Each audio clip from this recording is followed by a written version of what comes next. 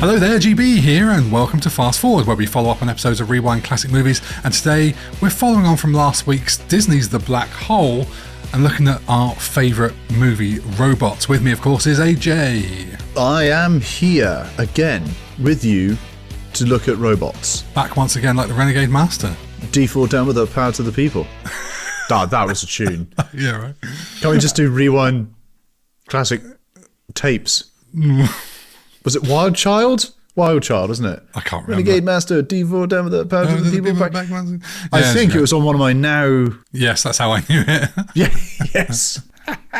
Right, so today we're looking at our favourite movie robots. We've each come with 10, hopefully. You come with 10? I've come with 10 and also a few honourable mentions and a couple more I thought of after I wrote the list and went, oh yeah, that one as well, and that one. And I don't want to change the numbers on my list.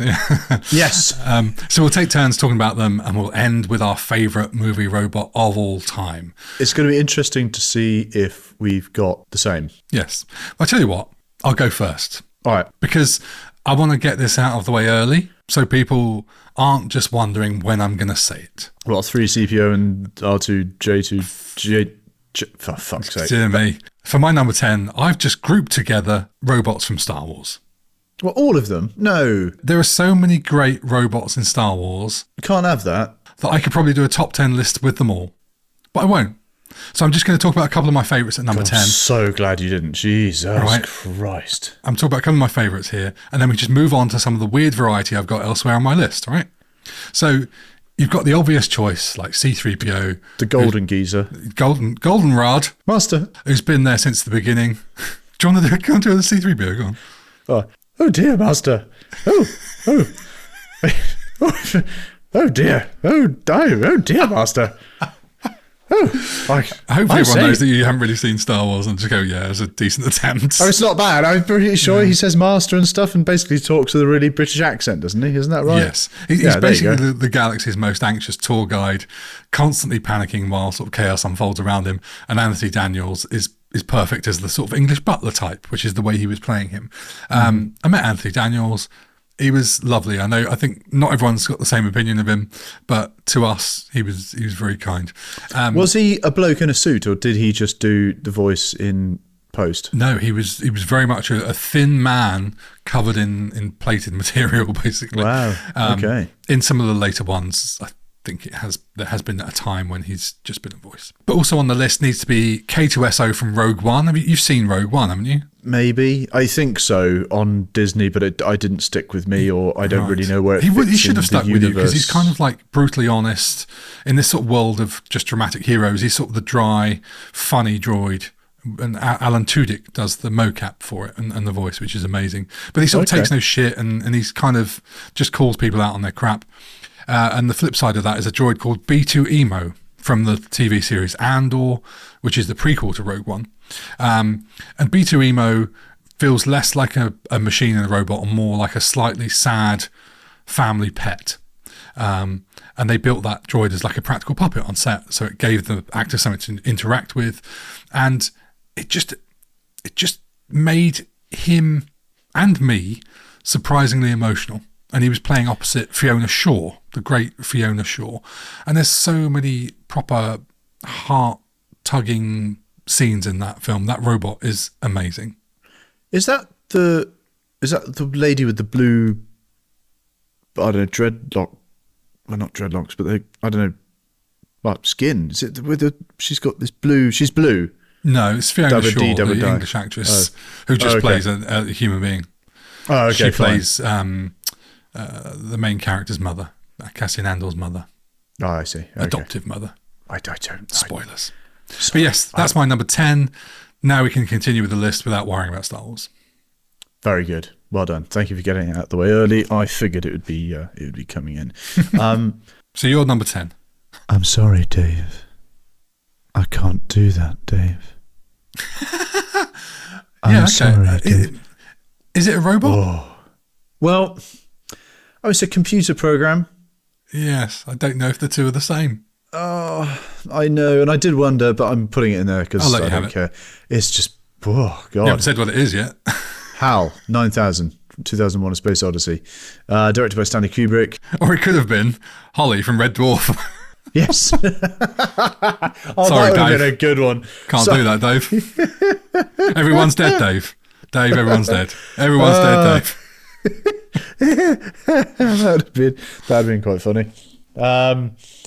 It's just brutal with the red eye. Oof. It's more scary, I think, than, I don't know, a walking robot or something with, even, I don't know, Maximilian or anything with hands or guns or anything. It's just omnipresent in a kind of way. You can never get away from it. And I just liked having, this male voice who's just very soothing. Like, I'm sorry, Dave. I'm sorry, Dave. And apparently their computer's going to be called Athena in some of the early rights, and it's going to have a female voice. Which, here's the thing, having read that, a lot of computers do generally have female voices, I think, in films, or that I've noticed. I don't know if that's a fact. That's just a passing observation I'm making up. I could be spouting absolute bollocks, as I often do. No, I know what you mean. But I think, they often have female voices. Yeah, so you find it quite terrifying. Yeah, I do. What's yours then? Well, my number 9 is sort of equally ridiculous, really. It's Johnny Cab from Total Recall. Oh my God. Do you remember that? Yeah. Yeah. I love Total Recall. It's probably my favourite Arnold Schwarzenegger movie. Batshit crazy in all the most wonderful ways. Yes. I love the setting, I love the plot, I love the mystery, the twist. It's all so good. And She makes me want to have 3 hands. Yes, exactly. That's one of my most quoted lines. Baby? And the reason most of it works is the awesome world building that's done in it. And Johnny Cab is just a small part of that. He's like this creepy, futuristic taxi driver, kind of like an evolution of AI that we have now that doesn't always understand what you ask of it, combined with like Uber and Waymo self-driving cars. And he's cheerful, plastic, and always on the verge of a malfunction. And they built the animatronic puppet full size for the film, and it has like this just uncanny vibe about it. They didn't try and make it lifelike. His eyes are always flicking all over the place. But for me, it was a standout character for the movie. And the way he sort of, quotes, dies after Arnie rips him out of his seat and then refuses to pay and just says, "Sue me, dickhead." and Johnny Cab just sort of has this sort of meltdown and like it lights up from the inside and explodes and then sort of tries to run him over, which is really good. It's one of those just real memorable robot things that's just a bit different. Mm-hmm. What's your number 9? Is I've seen things you wouldn't believe. Roy Batty. You love the movie and the character, don't you? I love this character so much. Blade Runner, 1982, Ridley Scott, played by a Dutchman called Rutger Hauer. Thank you. There you go. You can have that one, seeing as you're marrying into the Dutch persuasion. I do love his character very much. He just wants to be free. Doesn't want to be killed. And at the end, it's just beautiful. Such a beautiful end to the film. I think everyone's seen Blade Runner. Anyone who's listening to this knows exactly what I'm talking about. Time to die. Oh, gorgeous. What I find fascinating about him is A, he's not very robot-like, but B, his performance it's either batshit crazy serial killer, yes, or it's kind of gentle visionary type. Yeah. That's a fascinating way to do it. It's quite an arc, isn't it? And it's funny that you say he's not very android-y. I've got another one of those later on as well because, tease. Oh, I know. Oh, no, matron. You can go full, exterminate, or you can go full, replicants kind of thing. Nice. And everything in between. It's a good shout.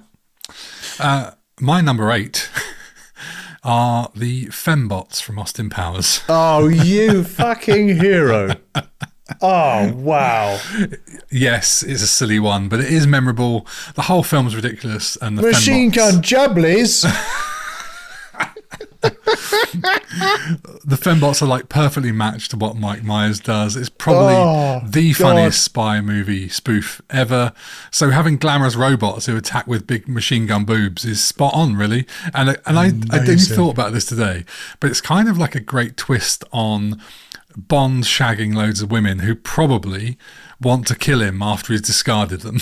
I just love that sort of twist. This is like all the women that Bond's ever shagged coming back and murdering him.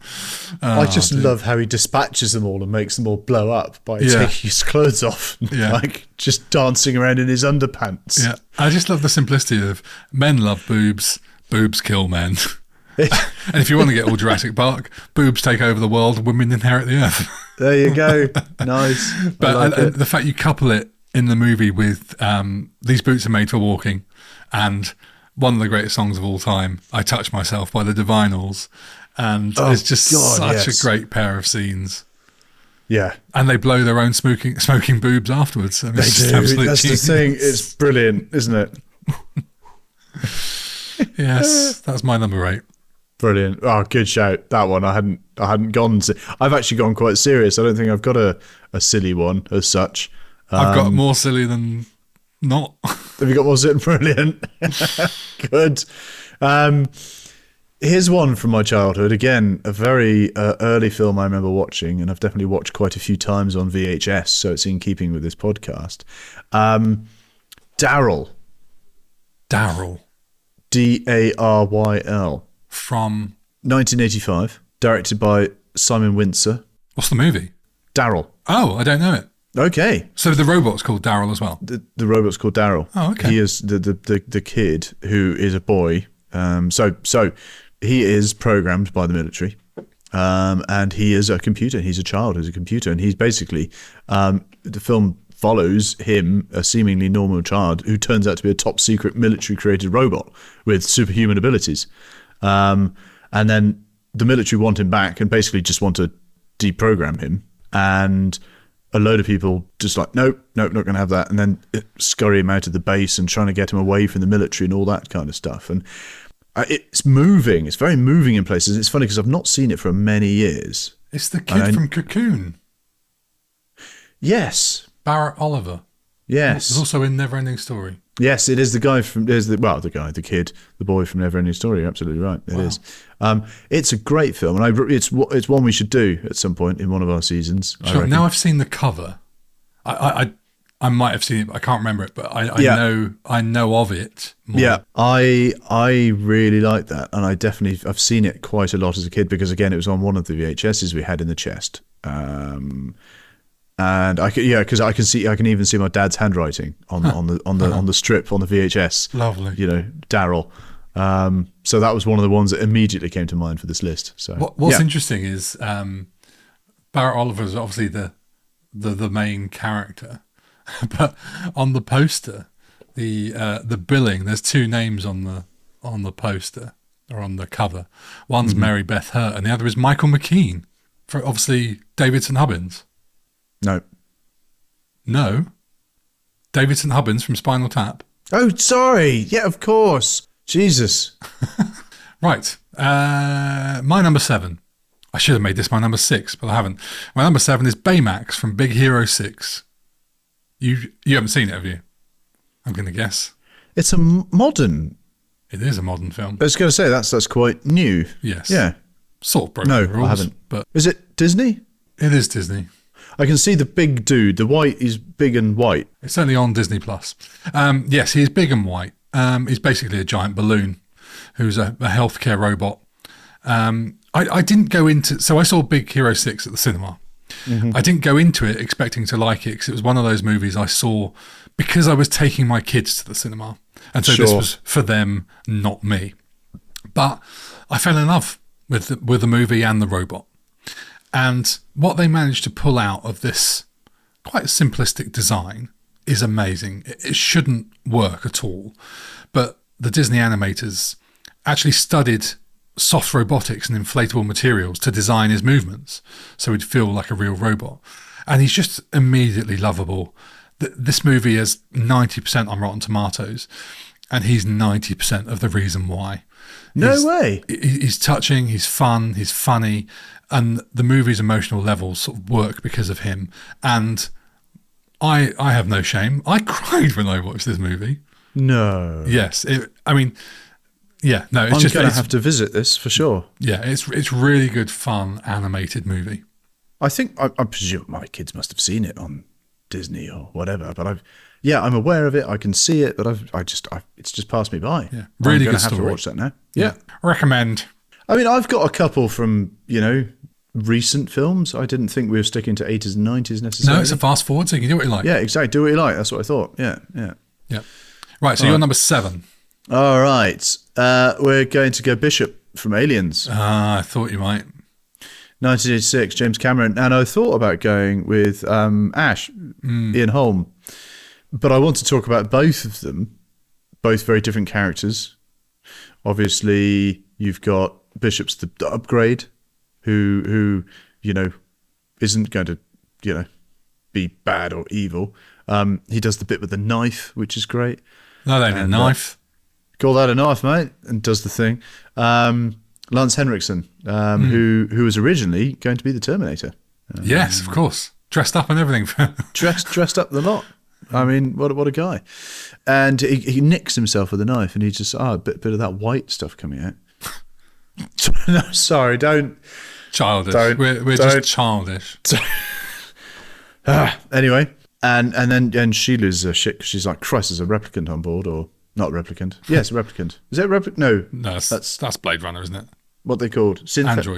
Android. Or synthetic? Something like that. A robot. A robot. Exactly. And I just love his character.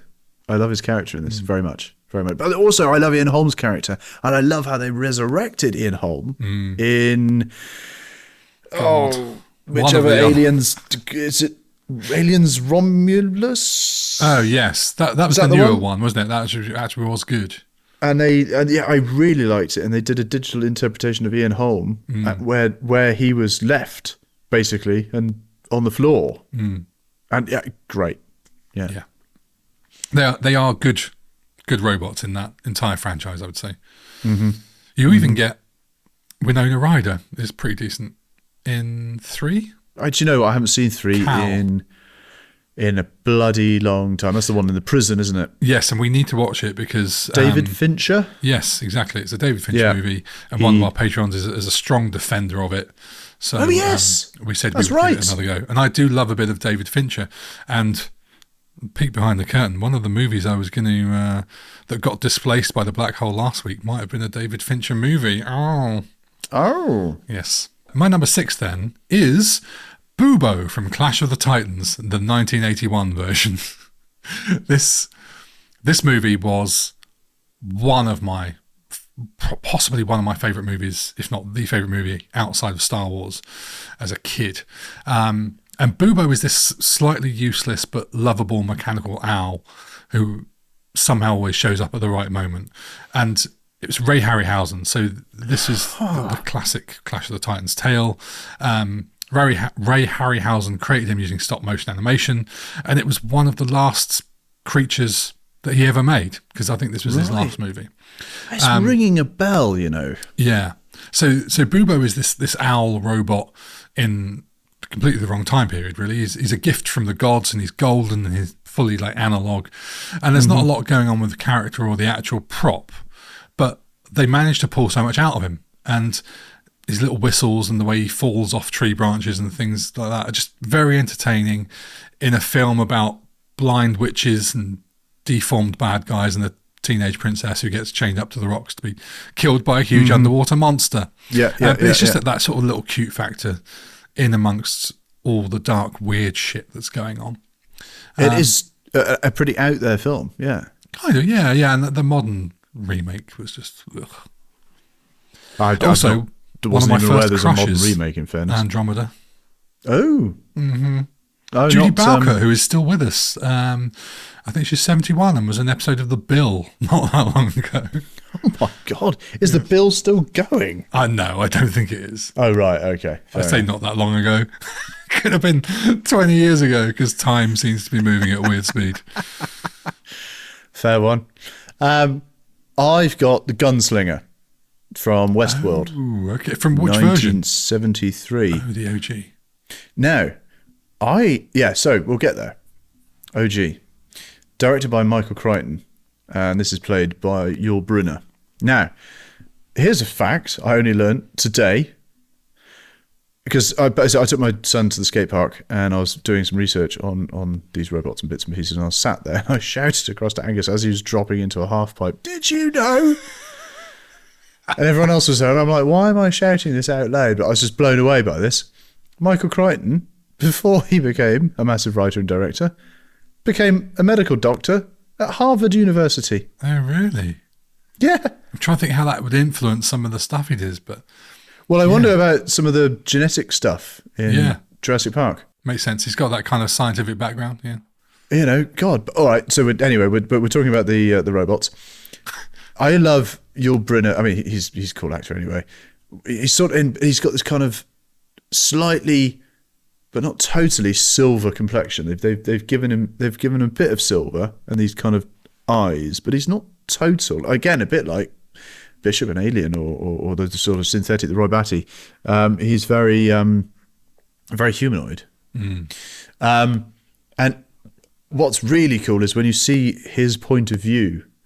And apparently Crichton said that Westworld was the first feature film to process imagery with computer, using it for the point of view robot shots. So you can see him over in the distance when he's shooting with a rifle and stuff like that. And it's that scene where he kills that other guy, you know, because obviously it's a theme park, you know, and they lose control of him.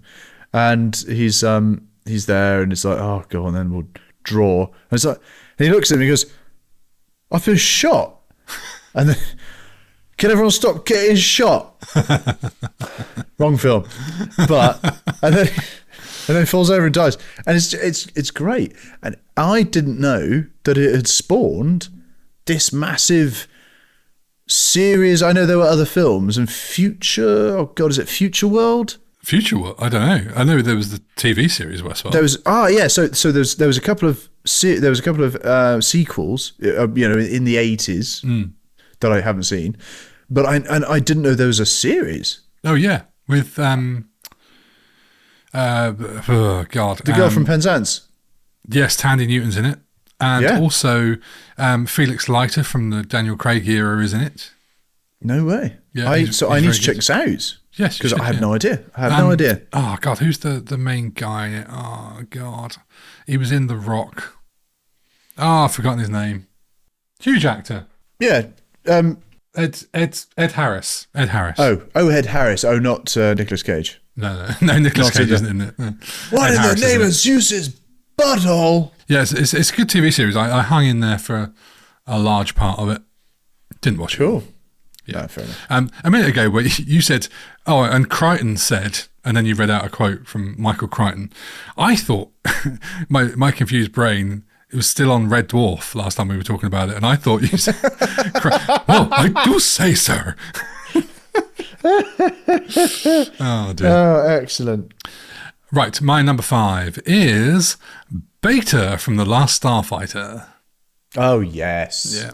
Nice. So Lance Guest, friend of the show, Lance Friend Guest. of the show, Lance Guest. If you're listening, Lance, we love you. Yes, we love you, miss you. He plays both the main character, Alex Rogan, and his robot double, Beta.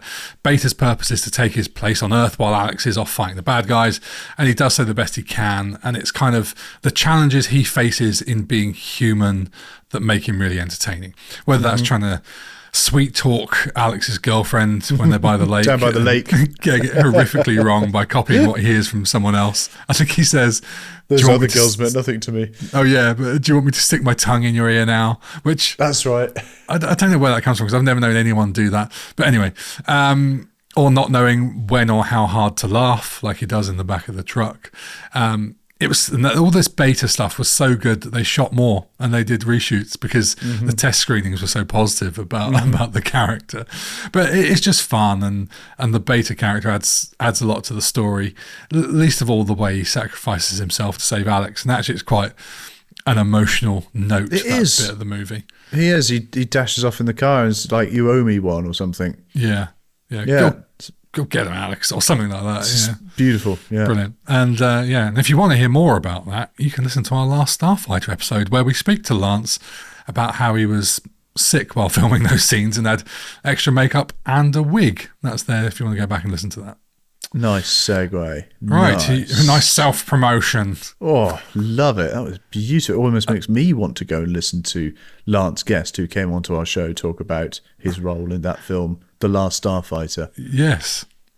And you should also check out, which is on TikTok and YouTube and everywhere, the little concept teaser we came up with using artificial intelligence that shows an older Lance Guest in the role for a sequel they've been trying to make for years called The Last Starfighters. I was quite pleased with it. I thought it was quite emotional, and hundreds of thousands of other people seem to agree. So that's out there if you want to go and find that as well. Oh, hundreds of thousands? Oh, seriously? Big numbers. Wow. Nice. Yeah. Wicked. Anyway, you're number 5. Okay, my number 5, going modern now. Oh. There's a little film, well, not little, I think it's probably quite big. I actually have no idea. I think it did quite well. Passengers, 2016. Yes. Jennifer Lawrence? Yes. Chris? And yes, him. Don't know his name. Oh, he's God. him. Yeah. I think he's in one of the Marvel things, or a few of the Marvel things. He's Star-Lord in, yeah. That's the one, in that one. I keep wanting to say Chris Pine, and it's not Chris Pine. It's not Chris Pine. No, I know, but I know what you mean. Pratt. You're a Pratt. Oh, I see what you mean. Chris Pratt. Yeah. It's Arthur, the barman, who is played by Michael Sheen. And I love Michael Sheen anyway. Not only is he one of the most wonderful human beings known to man, and what he's doing with Welsh theatre and ploughing millions of his own money into resurrecting Welsh theatre and giving people a place to do acting and stuff, which is wonderful. He's also a great actor. And in this, I love the character he plays. He just plays the friend. And when they're split up at one point, because she's found out that he woke him up early and all this sort of stuff, spoilers, etc., etc. No, a bit late now, but yeah, spoilers. I don't know, he comes in and she's sitting at the bar because there's obviously no one else to talk to on the spaceship. And she's like, oh, we agreed that Tuesdays was my night with Arthur. So it's like they've got custody of this robot. And he's always just there cleaning the glasses. And he's always got something to say to put a smile on your face. And he's always sort of smiling. And he's just this great character. And I really, really like him. And I've seen the film a couple of times. And it was only, I think, my son or maybe my son and daughter were watching it recently. And I just loved his persona, and I was watching all those bits very closely where he just sort of slides up and down the bar because it's just his torso and his head. The bottom of him is just nothing really. It's just a metal pole that goes into the ground.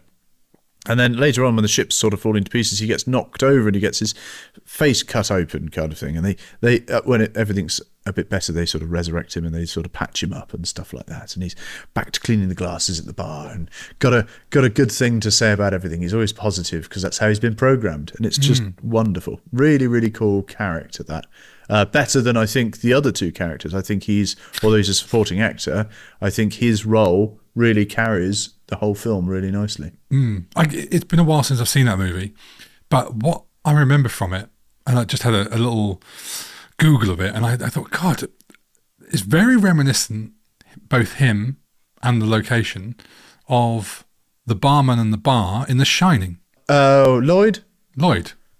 And apparently it's a deliberate reference. Is it now? Yes. It's sort of serving to show that companionship isn't real. Oh. Anyway. But it is real. It felt real in The Passengers. That's the funny thing. Well, as in real as in not human, I think is the... Yeah, I see what you mean. But it's like the same suit and the same bar. I mean, that was from my memory. And then I looked at the image and I was like, bloody hell. Oh. It does look the same. I hadn't picked up on that. That's interesting. I like it. My number 4 is... We're going mainstream. It's Optimus Prime from Transformers. Oh, wow. I had the lunchbox. Yes, me too. God. This is like that rare robot who feels genuinely noble, even though he's a giant alien truck delivering speeches about honor. But it's Peter Cullen's voice performance for me that just defined the character. And I think for a lot of fans of the series, they consider him the only true voice of Optimus, and I don't know what they're going to do when dear old Peter Cullen no longer does it. His voice is as defining for that character as the look, and I often Has he done the voices throughout then? Yeah. If I'm ever going out with other people and about to leave a building, God, and we all need to get up and go, I will occasionally do a No. Autobots Roll out. I just can't help myself. Like I grew up with Prime, but like most people, was absolutely devastated when they killed him off out of nowhere in Transformers the movie in 1986, I think it was. Mm-hmm. Oh man, so much so that we're coming up for it's the 40th anniversary, and must be because I'm 40 this year. Yeah, and they're putting out they're doing special showings and special screenings of the movie, and they're calling it the Apology Tour for devastating so many kids. That's funny. Oh dear.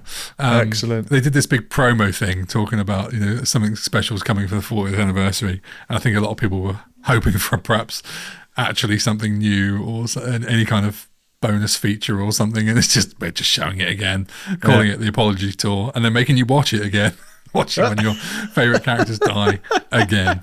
It's like going to watch, I don't know, Watership Down or something. Yeah. It was good to see Prime come back in Michael Bay's Transformers, but it's just a shame that the visuals especially weren't as good as Peter Cullen's voice still is. Mm-hmm.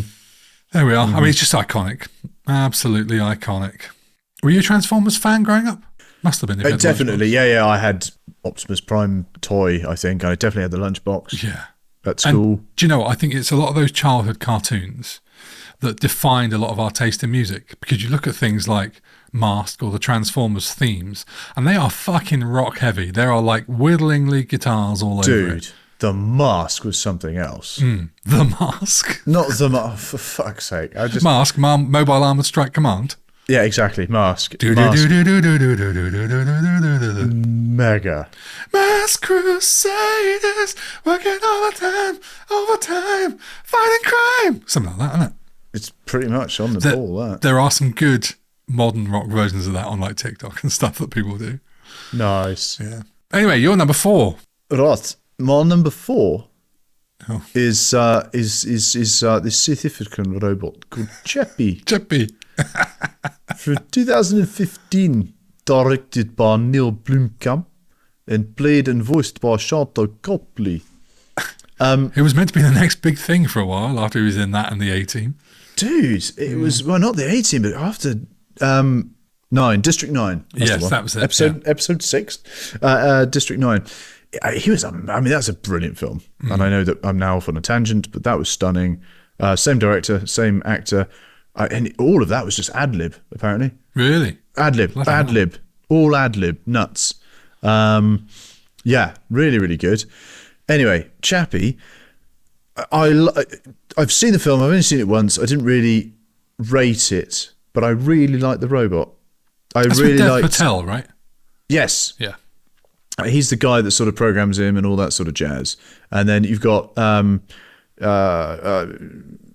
who plays Wolverine, Hugh Jackman, who wants to take him down. He's designing the bigger robots or something like that he's got more control of, that aren't humanized, because obviously Chappie's been humanized and he has to learn, right? So this robot is basically a child who's learning the ways, and I think he's a police robot or something like that. Again, I haven't seen. I've only seen it the once. I wasn't particularly blown away by it, but I really liked the concept, and I really liked the design of him, because it's very, again, the imagery from District 9, the imagery of this robot, had the bars across the face, quite an interesting looking humanoid robot, but not humanoid at all, still very mechanical. And I just like the concept of him having to learn his way in life. That's a cool concept. I like that. I don't know that I've seen Chappie, to be honest. I love District 9, and I think there was something about Chappie that just put me off. It was the D. Antwoord being in it, because they're a bit odd. That sort of South African rap duo who make me feel very uncomfortable. Is it a good movie you'd recommend, though? I like the concept. Okay, I won't bother. No. Saved me 2 hours of my life. Thanks. Absolutely. But the robot you like?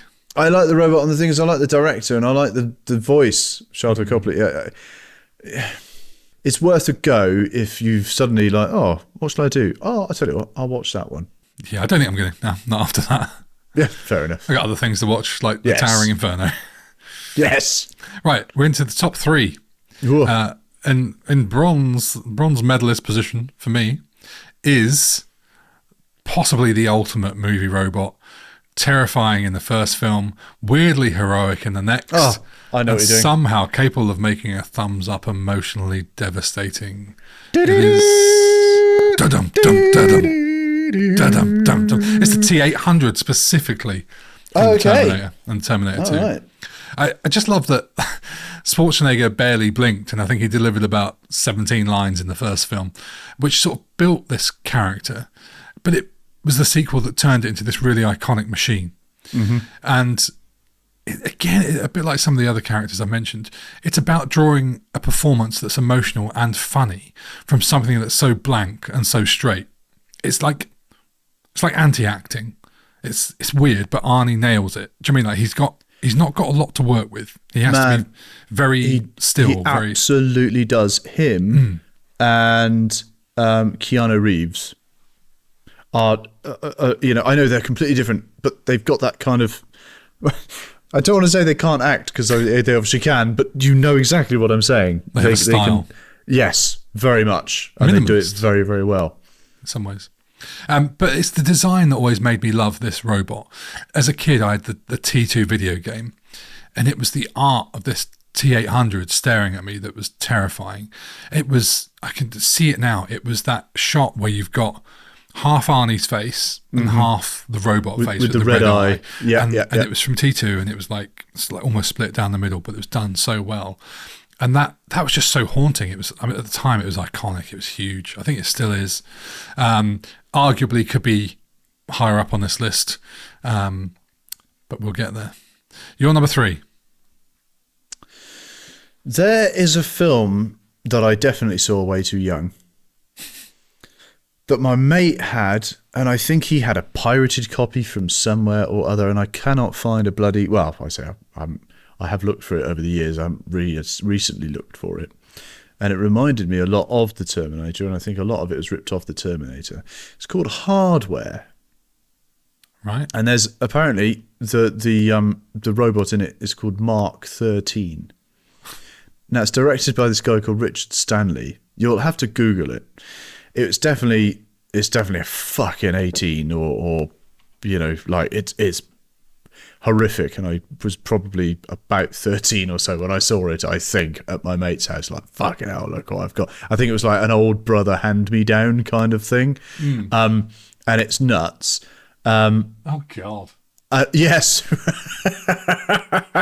So for those of you listening that are wondering what the hell I'm talking about, just have a Google or YouTube or find it if you can. But what's really interesting and what's really, really cool is that both Iggy Pop and Lemmy are in it. And the Ace of Spades is played in this film.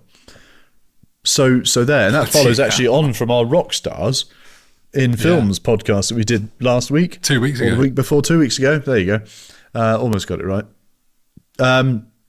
And it's funny because I was playing this computer game called Cyberpunk recently, and some of the machines in that look a little bit like this sort of like, I don't know, kind of punk rock robot kind of thing that just fucking kills everything. Very low budget, I think. I mean, it must have been low budget. God knows. It's almost video nasty level. That's exactly what it looks like from the poster and everything else. It was made for £960,000. What? No $1.5 million. Oh, that low. It made almost $6 million. So it did make money. It took me a while to find it because I didn't remember what it was called. So I had to do a lot of Googling, like, robot that looks like the Terminator, low budget, etc., etc. And it took me a while to find it. And it's like, oh, yeah, that's the one. And apparently it's called Hardware. It was originally rated X by the Motion Picture Association of America. Oh, my God. Because of its gore. And it was later cut down to an R. Wow. Yeah, I told you I shouldn't have been watching it. And like I said, it was definitely a pirate VHS dodgy. I mean, yeah. The thing is, it says here, it was later cut down to an R to avoid the stigma of a rating associated with pornography. That's their issue with it. There's definitely boobs in it, though. Oh, really? Yeah. Due to its unexpected success, the film was caught up in continual legal issues that prevented its release on DVD for many years. Finally released in 2009. No, maybe that's why. Yeah, I don't think I've looked for it since it was on DVD. Yeah. Oh, God, it looks so bad that I'm kind of intrigued just to see it. But it's horrific, but I remember it just being a lot of fun, but also brutal, and shouldn't have been watching it. And I think it was the thrill of watching it as a 13-year-old or however old I was. I don't remember, but it was definitely very memorable. And again, it was one of the ones I instantly went to when we talked about this list. I was like, yeah, that one. I'm going to find that film. So there we go. Well, it's funny you say that, because my number 2 is also a film or a character that I first saw as a kid when I was definitely far too young to see it. I remember my neighbours were away on holiday and my mum had to go around and like check on the pets or something like that. And so she took me around with her, because it must have been school holidays or a weekend or something. And she went, "I'll just sit in front of the TV and put something on while I don't know, fucking hoover or something and feed the pets," or whatever it was going to be, as they used to do back in the day. And so I put something on, and that movie, I've talked about it, I can't remember if it was this episode or another episode, had a policeman have his chest cut open, and it was RoboCop 2. Ah, yes. That was horrific as a kid. It was in the last episode, I think you did, when I was talking about how Maximilian was killing that's right. the doctor. In the black hole. Yeah. And that definitely scarred me for a bit. I mean, not as much as it scarred him and his poor chest. But interestingly, I mean, that was directed by Ivan Kershner, who obviously directed Empire Strikes Back. Not the greatest of the RoboCop franchises. But even as a kid, though, like, it's so bizarre. Like, RoboCop 3 would be so heavily aimed towards kids because it became such a huge thing. I remember having a RoboCop like toy, like a figure.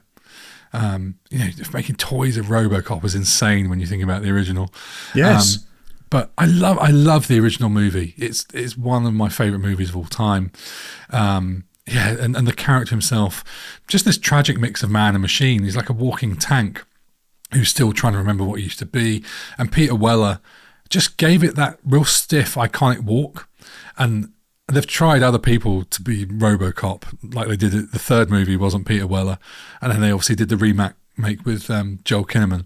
But they just don't get anywhere near that Peter Weller performance of pulling it off.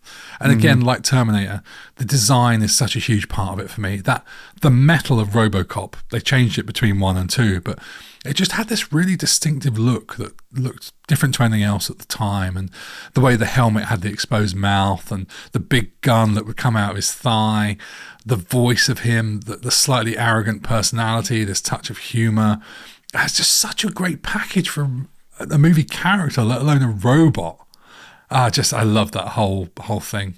Easy number 2 for me. Like it. Your number 2 then. Okay, so it's an interesting one. It's a film that I would like to see again, having actually written some notes for it and remembering it. It's Ex Machina, 2014. Alex Garland making his directorial debut. Was that his first film? Apparently so. Wow. I liked his Judge Dredd. Yeah. I've not seen it. Yeah, with Carl Urban. Okay. Yeah. Have you seen this film? I think I have back in the day. Couldn't tell you anything about it.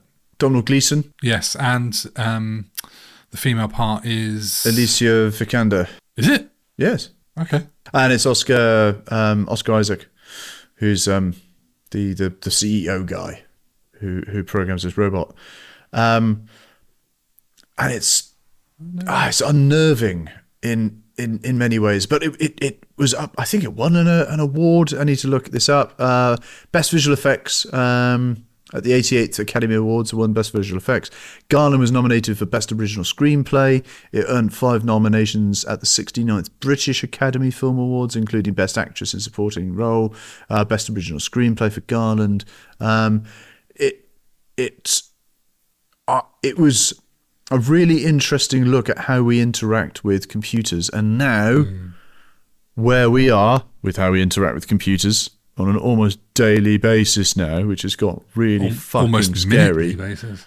You know, I mean, a year ago, if you'd said to me how much I would use AI, a year ago, I probably didn't actually really fully know what AI properly was, or, you know, these generated things we do. And now I use it often. Don't tell my daughter. And it's not about AI. I mean, it sort of is, and how we interact with robots and how we talk to them, how we can fall in love with them. It's a good film. It's not bloody. It's not gory. It's not we're going to destroy you. It's just it's really interesting. And then the twist at the end. Oh yeah. No spoilers. What do you like about the robot? And silly question. What do you like about Alicia Vikander? I like her acting. Both of them. Oh God. No, do you know what? I don't think it's actually about her necessarily. I like the way the CEO Isaac. I don't know what the name is of his character, but Oscar Isaac. Nathan how Bateman. he interacts with Domhnall Gleeson. Their interaction together is really interesting. How they play off each other. So your number 2 pick favourite robot is not about the robot, it's about the two blokes. No, but in the film. Oh, all right. It's because we're doing robots, aren't we? Well, she's. Well, yeah, but she's the. Oh, fuck off. Is she quite human? Like, I think isn't that the very much so. It comes and goes. Like she puts on different skin and stuff, if I remember rightly. The VFX bits were amazing, weren't they? Yes, absolutely stunning. So we're on to our number 1s. Have you got any honourable mentions? I've got one, and I almost put in Johnny Five from Short Circuit. Oh, okay. But I haven't seen the film in absolutely ages, and while as a kid it was cool, I'm not sure it competes with everything else on this list for me personally. And there might be some troubling issues with that film anyway. But yes, what about you? Well, it didn't make the list because, as far as I'm concerned, it's a book more than it's a film. Although the film is very good, but so is the radio show. It's Marvin, the paranoid android from Hitchhiker's Guide to the Galaxy. Life. Don't talk to me about life. It's very Python-esque in many ways, that book or film or whatever. But because it's not necessarily a film, it was a book for me first. I didn't actually put it in the list. It's neither for me. I've not seen it or read it. Have you not? No. Mate, do yourself a favour. I know you don't have much time, but read it if you can, because it's just a stunning piece of literature. Very funny. It's like reading Python it's very silly. It's very silly. It's very good. Yeah, I know plenty of people who do love it, so... I've read it numerous times. In fact, I have not long finished reading it. Oh. Names like Slarty Bart Fast and the Pan-Galactic Gargle Blaster, and just it's all nuts and Vogon poetry. I think I tried reading stuff like that when I was a kid, and I was always much more into Where Eagles Dare or things like that. Okay, so, never really Alice ticked my box. McLean. I tried like Terry Pratchett and things, and just couldn't get into it. I've got another honourable mention, and it's an honourable mention because it's not actually a robot necessarily. For fuck's sake. Don't be like that. Sort of. When you can make your decision, right, and it's not even a film either. It's fucking Max Headroom. Right, okay. From MTV, and I don't know. He just popped into my head as I was making this list, and I was like, actually, I can't put it down in the list, but I want to mention him because, dude, do you remember Max Headroom, man? Yeah. That was so good. Max Headroom. Yeah, I'll let you have it on honourable mentions, but it doesn't really fit well in our favourite movie robots list, does it? I know. I had to mention it just because, it popped into my head, and he was such a character. Oh my God, I used to love watching the early MTV. Yeah. Right, who's your number 1 then? It's Mav. I think Mav 1. It's pronounced. I'm not entirely sure. It's from the film Love and Monsters in 2020, directed by Michael Matthews, and voiced by Melanie Zanetti. Wow. Okay, this is a left field pick. Right? And the thing is, the film's great. I love the film. I've watched it a few times with the kids because they turn to it quite a lot. And she is like just an information terminal that's still working after, I don't know, the event, whatever the event, was, kind of thing, from the old days. And she talks to him because he's feeling lonely and a little bit despondent because of whatever juncture he's reached in his journey, because I think he's journeying somewhere, to hook up with his girlfriend or something like that. I don't know. Not hook up, just meet up with, well, and I'll probably hook up with her, I'd imagine. She has this great face that's on the TV, and I think she dies. I have a feeling she's like got to charge his battery or something like that, or some sort of battery or something like that, and then she just runs out of juice, and that's it. And it's heartbreaking. But I remembered it, and again, I couldn't remember what the film was called. So again, I had to sort of Google around it. And when I was at the skate park, I shouted to Angus. I was like, "What's that film that's about love and monsters?" And he's like, "What, Love and Monsters?" Oh yeah, that one. And it's lovely. It's very poignant, and there's something about her voice and the way they've designed her that's just very cool. So it was produced by Sean Levy, who's done in so many films now. I mean, loads. God, yeah. We don't need to go into that. But this budget, it cost $30 million. And at the box office, it made $1 million? $1 million. What? Because I hadn't heard of it. And so now I'm seeing the reason why. It came out at the start of COVID. Oh. So basically, it didn't really get a release. No, it just went straight to DVD. Went straight to video on demand. Straight to, that's the one I'm looking for, straight to DVD. It was originally called Monster Problems. Oh, okay. It's quite a fun film. Played in 387 theatres. Oh dear. For a weekend, from the sound of it. Oh dear. God. Yeah. It's a shame. But you like it. I mean, it's got a good rating. It. I think Rotten Tomatoes, it said here, 94% positive reviews. There you go. See? There you go. I really enjoyed that. And there was just something about it. Again, it just came to my mind as a very poignant robot. Well, if you hadn't told me she died, I probably would have watched it. But hey-ho. Well, she doesn't die. She just runs out of battery. Oh, don't worry. And that's your number one. Good. That's my number one. I mean, it's not, that's just the end of my list. My number one, my definitive number one movie robot, my favourite movie robot of all time is, have you got any guesses of what I'm going to go for? We've already done Star Wars, right? My number one robot is R2-D2 from Star Wars. Oh, fuck off. You've already done Star Wars. No, I grouped together all the other ones. No, I didn't mention R2-D2. No. Specifically didn't mention him. You can't do that. No, sorry, no. You just grouped all the. No. There we go. I said some robots robots from Star Wars. I think I was very careful on my language. R2-D2 is the bravest little trash can in the galaxy. No. Constantly saving everyone while screaming in beeps. Not allowing it. Not allowing it. There's a suggestion that he's a foul-mouthed little git. This is not the Star Wars podcast. But he is the number one robot of all time. I mean, is he though? I think most people would agree with me on that. Wouldn't C-3PO, 3CPO, 3CPO, C3, just call him 3PO. The golden one. Yeah, goldenrod. Yeah. Is he not? I mean, they're very much a double act, but for most people, I would say R2 is up there. So okay. R2, I mean, bear in mind, it's a tiny little robot. It was operated by Kenny Baker inside and then controlled by radio puppetry. And it's one of the most expressive non-verbal characters ever put on film. Yeah, it's mad there's a bloke in there. The behind-the-scenes photos are amazing. And he's a foul-mouthed little git is the reality. Some of the 3PO's replies to him are just suggest that he's saying some really rude things. Yes. And there's some, it was in the original script as well, but there's some very funny YouTube videos where people have added subtitles to suggest what he's saying that are brilliant. And the weird thing about R2 is I never knew how much he meant to me until The Last Jedi came out in 2017. Mm-hmm. There's a scene where old man Luke Skywalker sneaks onto the Millennium Falcon and finds R2 there, and R2 tries to recruit him to come and save the galaxy again, but Luke isn't having any of it, and R2 shows him the original hologram of Princess Leia, like he did back in 1977, and Luke gets a bit emotional, as did I. And this little guy has been there for almost 50 years.